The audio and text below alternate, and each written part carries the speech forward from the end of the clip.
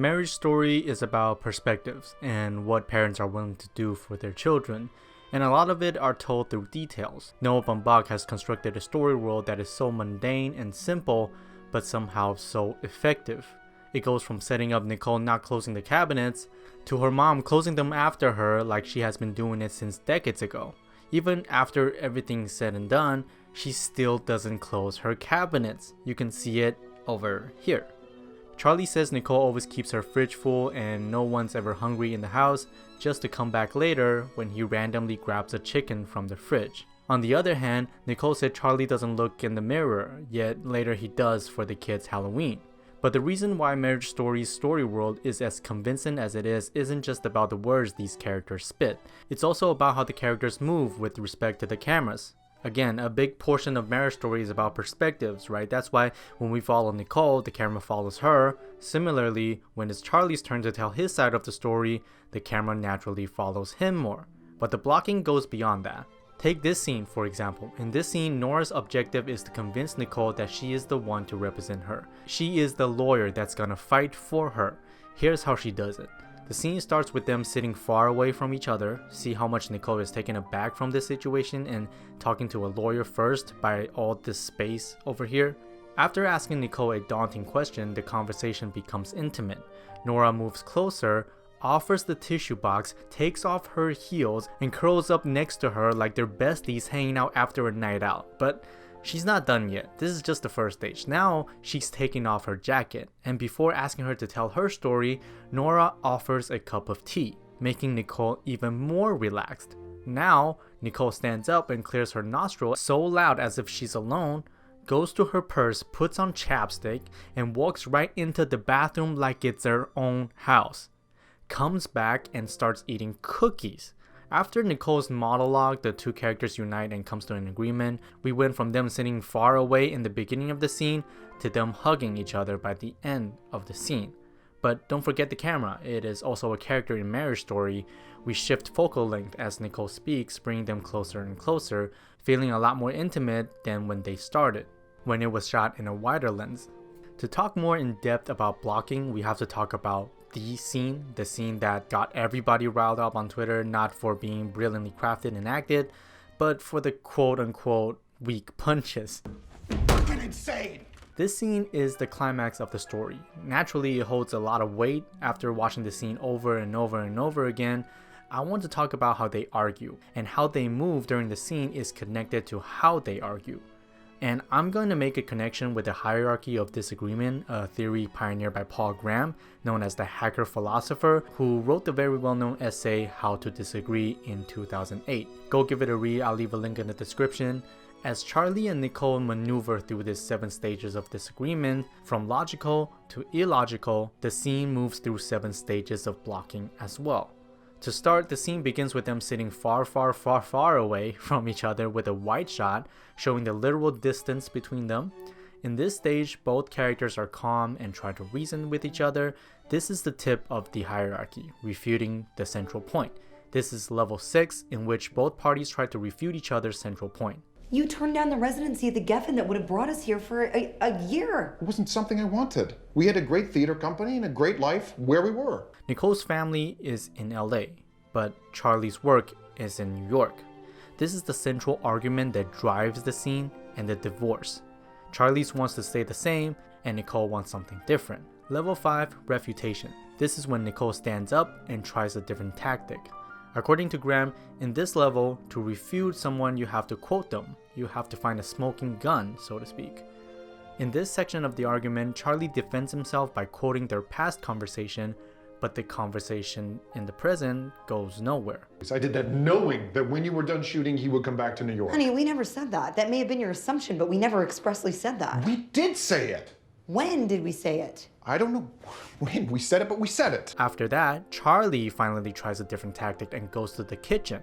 We're heading to level 4.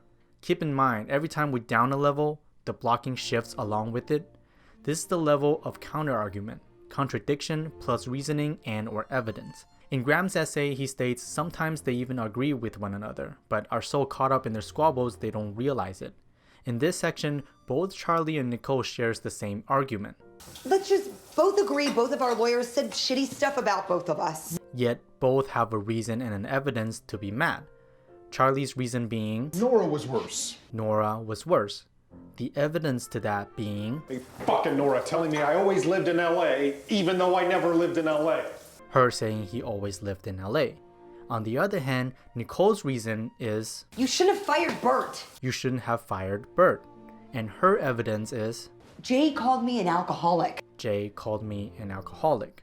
Charlie goes to the bedroom. We're in level 3 now, contradiction, in which parties simply state the opposing case with little or no supporting evidence. So according to Graham, they should repeat each other's argument, but with little evidence to back up their own. You put me through hell during our marriage. Oh, is that what that was? Hell? And now you're gonna put Henry through this horrible thing so you could yet again get what you want. It's not what I want. I mean, it's what I want, but it's what was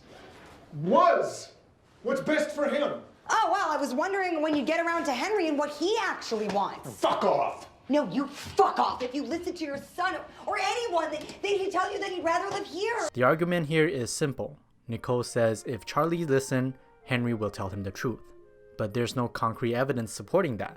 Same goes to Charlie. Charlie's argument is He tells you because he knows it's what you want to hear. even though Henry specifically said to his face how he liked LA better. Level 2, responding to tone. This is where it gets nasty. The scene changes again. Now they're back in the living room. In this level, the lowest form of these is to disagree with the author's tone. You're being so much like your father. Do not compare me to my father. I didn't compare you to him. I said you were acting like him. You're exactly like your mother. Argument is out the window. Now they're arguing about each other's tone, how Nicole is exactly like her mother and Charlie's exactly like his father. Moving on, level 1, ad hominem. Charlie enters the kitchen once again and sits down. Ad hominem is where they attack without addressing the substance of the argument. A classic example of this is like saying, "You're wrong because you're ugly."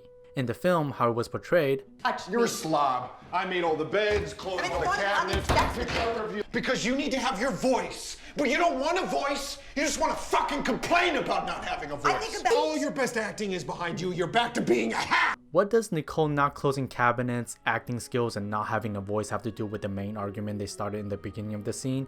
Same thing vice versa. You like Makes an me want infant. to peel my skin off. I think about being married to you and that woman is a stranger to me. People used to tell me that you were too selfish to be a great artist, and I used to defend you. They were absolutely right. What do how Charlie makes Nicole feels during sex, defending him for being selfish, and him pointing out what she was doing wrong have to do with anything with the divorce? Charlie moves again to the living room. This is when we sink to rock bottom. Level 0, name calling.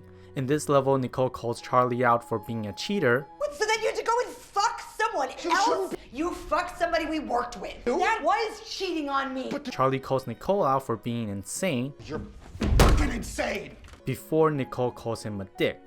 You're such a dick! And at the end of the scene, the suspense word Noah has been holding for the past 10 pages of screenplay finally comes out. Every day I wake up and I hope you're dead. Dead like if I can guarantee Henry would be okay. I'd hope you get an illness and then get hit by a car and die. Die. Now you look back, how the fuck did this scene started with and ended with And then get hit by a car and die. They realize the extent they went and embrace each other. Again, the scene started with them sitting far away from each other, but ends with them hugging. It's kind of ironic because the more venom they spit from their words, the closer they come together. The further away they are verbally, the closer they become physically. Marriage Story captures lives and moments within by showing things we don't notice in film that often.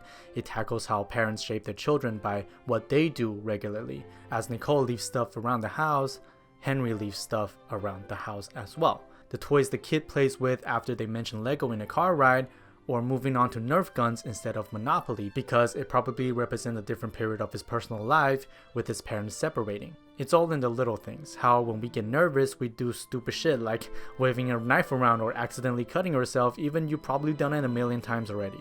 The mom wearing sunglasses when secretly calling Charlie about finding a lawyer, making her look like she's doing something shady as hell. At the end of the day, it's still about them doing what they think are the best for the kid, such as rolling over so he won't see the blood. Even though the two characters are constantly at odds with each other, Nicole's always on the left side of the screen, Charlie's always on the right side of the screen, they still came to an understanding and stepped into a new equilibrium. where the first Halloween set out to have them fighting over the kid just to have it end with Nicole giving her night away on Halloween the next time around. Because even if no one's right or wrong, relationships sometimes just don't work out anymore. But that doesn't mean people don't as humans. They're just together at the wrong place at the wrong time. Because after all this shit they went through, they're still helping each other at the smallest things.